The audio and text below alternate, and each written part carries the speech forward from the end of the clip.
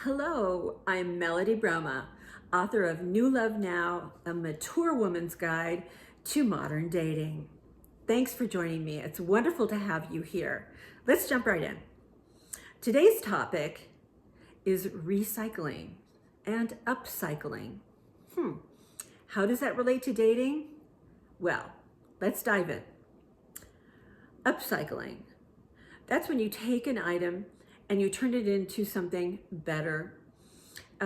Let's say like broken glass, and you're turning that broken glass into a sculpture or into a work of art of some kind. You're upcycling that glass. And the recycling part is in the transition of that, that item from, let's say, a plastic bottle that becomes a tire, or that bottle of detergent that becomes a chair in a classroom. Recycling and upcycling. Upcycling, in my mind, is just, excuse me, making something better out of what is. And I think that is a direct correlation to dating and renewing your sense of self, taking what you have, your beauty, your kindness, your compassion, your good heart, your creativity, and turning it into the life you really want to have, with or without a man in it. And that's the key to this conversation. With or without a man, right now, you can upcycle yourself by doing things like taking a class, by exploring something in a book, or by taking a class, or by being a teacher of a class of something that you are really good at, whether that is how to bake a fantastic cake, or how to go out and be a bird watcher, or how to be an upholsterer. There are limitless things that you could be doing with your life and with your day, and with the idea of upcycling, because it's not just about upcycling your appearance, which is what we tend to focus on in our culture. I did a whole video on that using People magazine as the premise for what I was talking about. So look that up if you want to.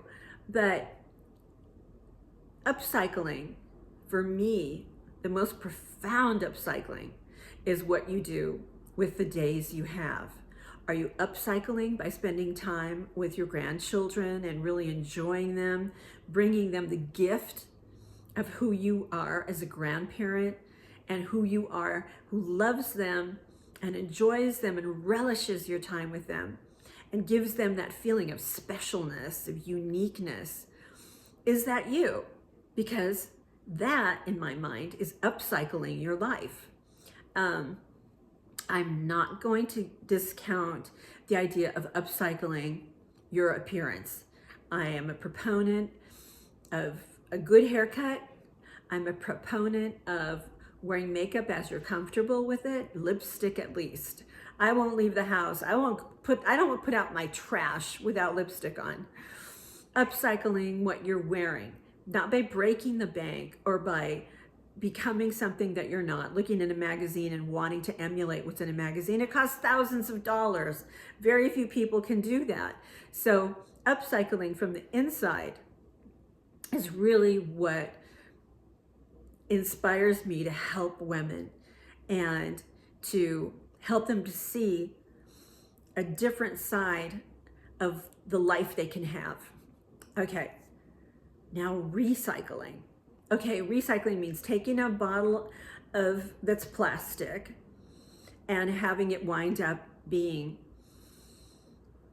like I said, a tire or a chair or something that an artist creates out of trash. I'm going to tell you a little bit about myself. When I divorced my last husband, I felt like trash. I felt unworthy, unlovable, unappreciated within myself. And out of that, I recycled myself. I recycled my heart. And that's why I wrote this book, to help you to do the same thing in your own way. Not necessarily my way, but taking my suggestions and taking them further, farther, better, more complete than what I put forward. But just to give you these ideas, I had to recycle not just my love life, not just how I perceived myself, but how I wanted my life to be, and make it happen, to realize that what I had been through was extremely challenging, but it wasn't death. I didn't die. Nobody died around me.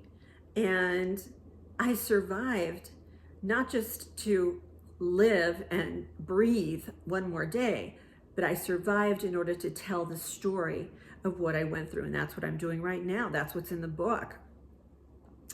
So recycling, turning yourself into your dreams, turning yourself into what you truly want and desire and have, because it's my belief that you have whatever you dream of, you already have in your spirit and in your mind and in your heart. If you dream of living in a country house, in some part of yourself, you know you can be that person who lives in a country house with animals, with an herb garden, with whatever it is that you want. Your dream is your dream. And you can only have it if you recycle the self that you once were. You recycle yourself. You take what you have, you take who you are, and you turn yourself into your dream. And I'm not talking about weight.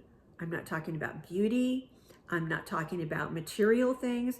I am talking about what exists already in your heart. Finding what's in your heart and getting strength and courage from what's in your heart. And I'm going to take a little aside here. The word courage comes from the French word cœur, courage. Cœur is heart. So when somebody says have courage, what they're really saying is have heart. Put your heart into it. Your mind and your brain can only translate what your heart already knows. So have courage, have it in your heart, and go forth from your heart knowing, truly knowing that you can be, and you can be repurposed, recycled, remade into the image of that which you desire. It's not easy. It is so not easy, but it's totally doable. And I want to say I'm so glad you joined me today.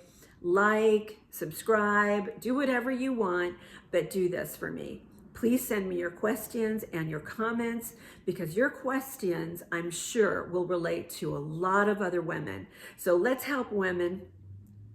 Let's have a good time and go ahead, recycle, repurpose, remake in the image that you have already in your heart. Thanks again for joining me. Melody Broma, signing out.